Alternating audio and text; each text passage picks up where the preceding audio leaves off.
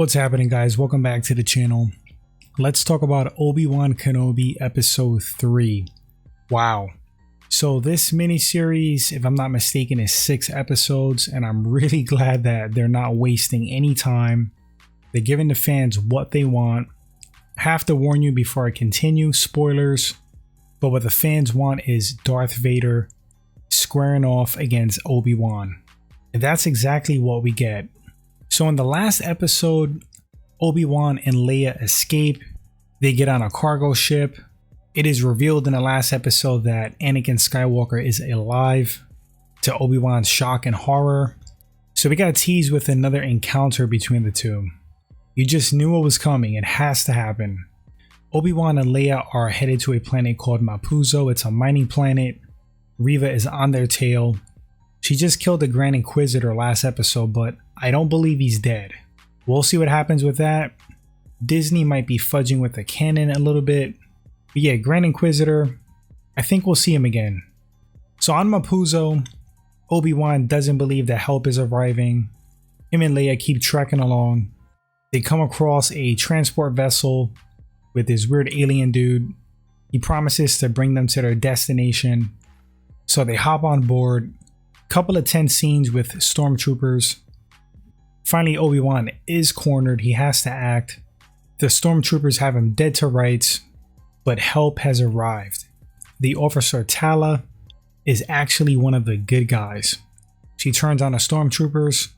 Obi-Wan and Leia go with her. They head to a safe house. They're hiding out. There was an Easter egg or mention of Quinlan. Not too familiar with him, but I do know he's another Jedi Master from the Star Wars animated series, The Clone Wars. So that's kind of cool. Right when Obi-Wan and Leia are about to make their escape through a hidden tunnel, he senses Anakin, aka Darth Vader.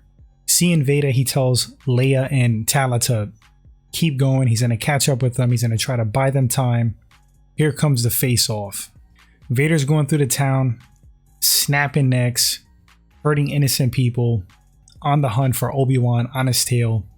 They finally square off in like these mining fields. A lightsaber skirmish ensues. Vader clearly easily has the upper hand. Obi-Wan is rusty, he's in shock. He's basically in survival mode. Darth Vader uses the Force, lifts up Obi-Wan, disarms him, ignites some flames on the ground, and proceeds to burn Obi-Wan alive. He's just torturing him. It would have got worse for Obi-Wan if it wasn't for Tala. She creates a distraction, causes an explosion. Obi-Wan lives to fight another day. He's carried off by the cargo robot. And that pretty much wraps up episode 3. All I have to say is wow. It's amazing to see Hayden Christensen back as Darth Vader. Equally amazing, James Earl Jones is voicing Vader once again. James Earl Jones is 92 years old. God bless the guy. Grateful the legend came back to voice one of the most iconic villains in cinema and TV history. This series is absolutely epic. Episodes 1, 2, and 3 got so much hate. I really didn't think they were that bad. I actually enjoyed them. That was my Star Wars, because I was too young to see the originals in the theaters. But I did catch episodes 1, 2, and 3. I was a very young man, probably the same age as Hayden Christensen. And the nostalgia factor for this series for me is just through the roof. I'm thoroughly enjoying it. I think Ewan McGregor is doing a fantastic job as Obi-Wan.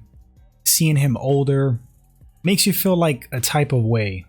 He was such a baby-faced young man in episode 1.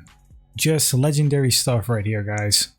I hope at some point we see Qui-Gon Jinn, Liam Neeson reprising his role. God, that would be freaking amazing.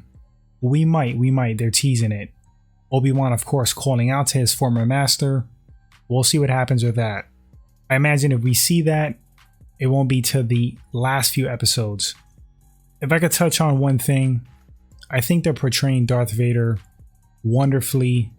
As fans of Darth Vader, you want to see more of him on screen. Any material, any scenes with him, any live action content is a big yes please. because you want to see what Vader could do, what he's capable of in his prime.